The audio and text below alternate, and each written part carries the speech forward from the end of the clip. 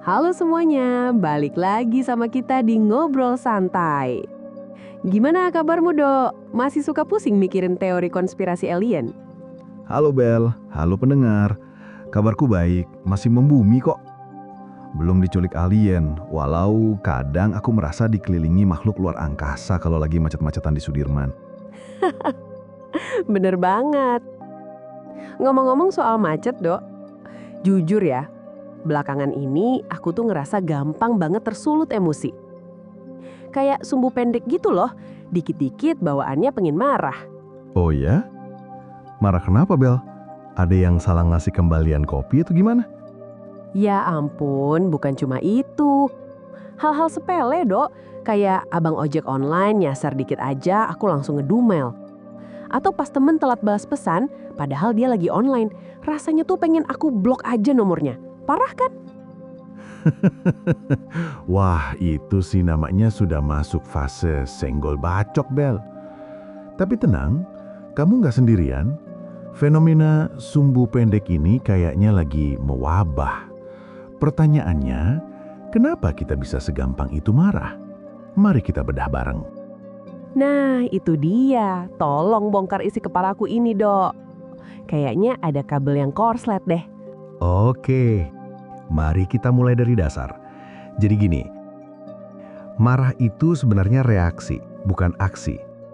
Reaksi terhadap sesuatu yang nggak sesuai ekspektasi kita. Betul. Ekspektasiku kan abang ojeknya langsung sampai depan pagar. Bukan malah muter-muter cari alamat palsu. Tepat sekali. Nah, masalahnya, ekspektasi kita seringkali terlalu tinggi atau nggak realistis. Kita hidup di era serba cepat, Bel. Pesan makanan datang dalam 15 menit, pesan barang besok sampai. Otak kita terbiasa dengan kepuasan instan. Iya sih. Terus apa hubungannya sama gampang marah? Ketika kecepatan itu nggak tercapai, otak kita meresponsnya sebagai ancaman atau kegagalan. Tubuh otomatis melepaskan hormon stres, adrenalin, dan kortisol. Hasilnya, emosi meledak. Kita jadi gampang terpicu hal kecil. Masuk akal.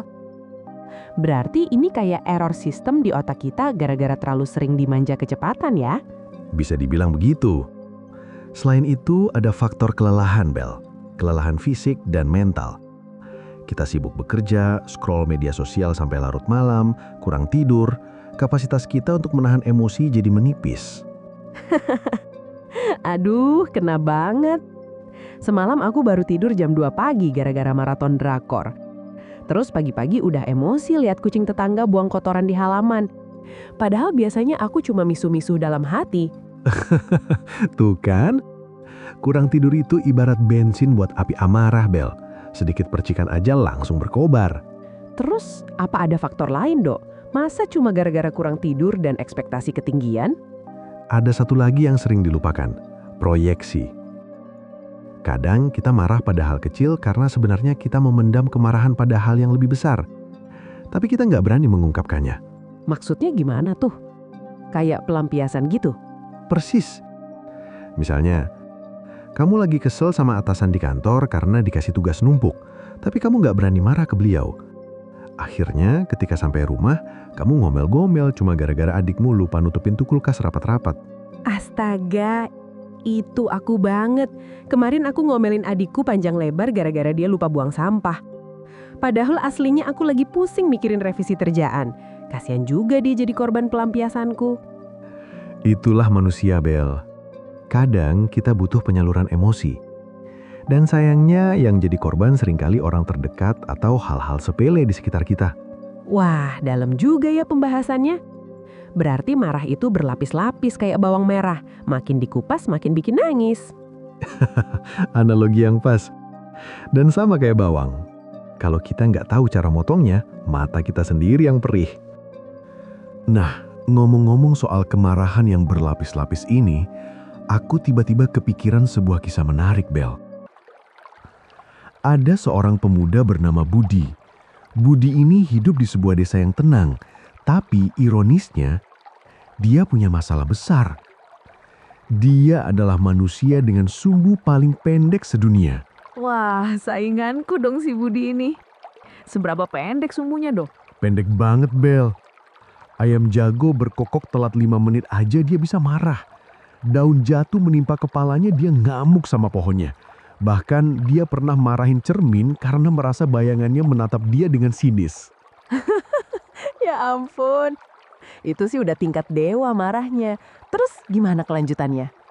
Nah, saking gampang marahnya, Budi dijauhi semua orang. Nggak ada yang berani dekat-dekat, takut kena semprot. Budi pun merasa kesepian dan tersiksa dengan sifatnya sendiri. Suatu hari, dia mendengar desas-desus tentang seorang petapa sakti di puncak gunung yang bisa menyembuhkan segala penyakit hati. Wah, kebetulan banget. Pasti si Budi langsung berangkat ke sana kan? Betul. Dengan tekad bulat, Budi mendaki gunung yang tinggi dan terjal. Sesampainya di puncak, dia bertemu petapa itu. Petapanya tua, berjanggut putih panjang, dan terlihat sangat damai. Budi langsung mengutarakan masalahnya dengan berapi-api. "Guru, tolong sembuhkan saya. Saya ini gampang banget meledak kayak mercon banting." Terus petapanya bilang apa? Kasih obat penenang. Enggak, petapa itu cuma tersenyum dan memberikan Budi sebuah teko tanah liat yang tampak biasa saja. "Bawalah teko ini pulang," kata petapa itu. "Setiap kali kamu merasa marah, jangan lampiaskan dulu. Tahan sebentar, lalu tiupkan napas kemarahanmu ke dalam teko ini. Lakukan itu selama seminggu penuh, lalu kembali ke sini." Hah? Cuma disuruh niup teko? Emang ngaruh doh? Budi juga mikir gitu, Bel. Dia sempat kesal dan merasa dipermainkan. Tapi karena dia udah putus asa, dia turuti saja. Selama seminggu, Budi pulang ke desa dan tebak apa yang terjadi. Tekonya pecah gara-gara kebanyakan ditiup. Hampir. Seminggu itu adalah minggu terberat buat Budi. Setiap ada hal yang memicu amarahnya, ayam berkokok telat, tetangga nyetel dangdut kenceng-kenceng, dia tahan mulutnya, ambil teko, dan meniupkan napas amarahnya ke dalam sana dengan sekuat tenaga. Pasti mukanya merah padam nahan marah sambil niup-niup teko. Lucu juga ya ngebayanginnya. Terus abis minggu gimana?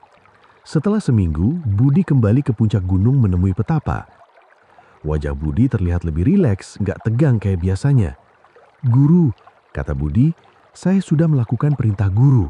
Anehnya, sekarang saya merasa jauh lebih tenang. Rasanya dada saya lega." Kok bisa gitu? Apa tekonya itu punya kekuatan magis yang bisa menyerap amarah? Nah, ini dia intinya. Petapa itu meminta Budi membuka tutup tekonya. Dan kamu tahu apa isi teko itu, Bel? Asap hitam? Atau cairan racun hasil amarah Budi? Bukan. Isi teko itu kosong melompong. Nggak ada apa-apanya. Loh, kosong. Terus amarah Budi kemana dong?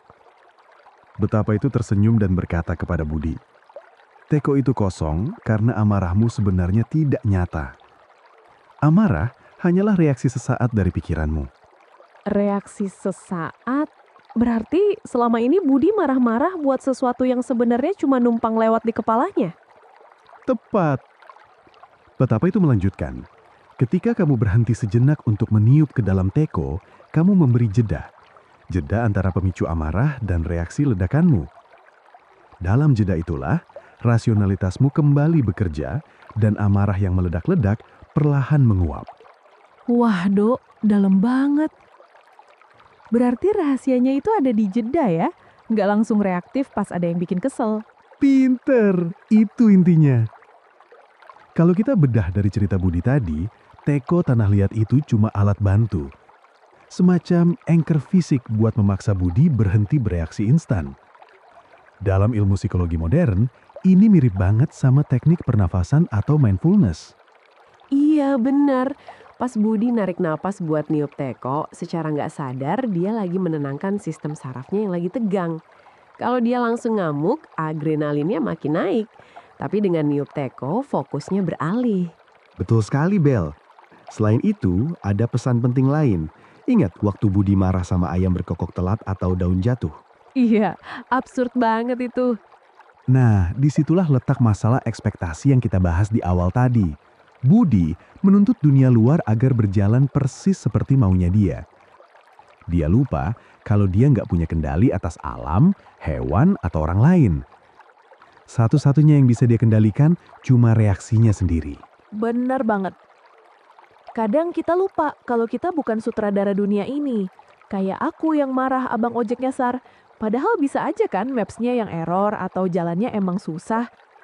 Kalau aku kasih jeda bentar buat mikir gitu, mungkin aku nggak akan semarah itu. Persis. Jadi balik ke pertanyaan, kenapa kita mudah marah? Jawabannya karena kita sering kehilangan jeda. Kita terjebak dalam autopilot bereaksi terhadap hal-hal yang seringkali di luar kendali kita. Ditambah dengan bumbu ekspektasi tinggi dan kelelahan mental. Gila, Dok. Obrolan hari ini kayak sesi terapi gratis buat aku. Jadi mulai sekarang kalau aku ngerasa mau meledak, aku harus inget si Budi dan teko ajaibnya. Tarik napas, kasih jeda. Atau kamu bisa beli peluit, Bel. Kalau mau marah, tiup peluit sekencang-kencangnya.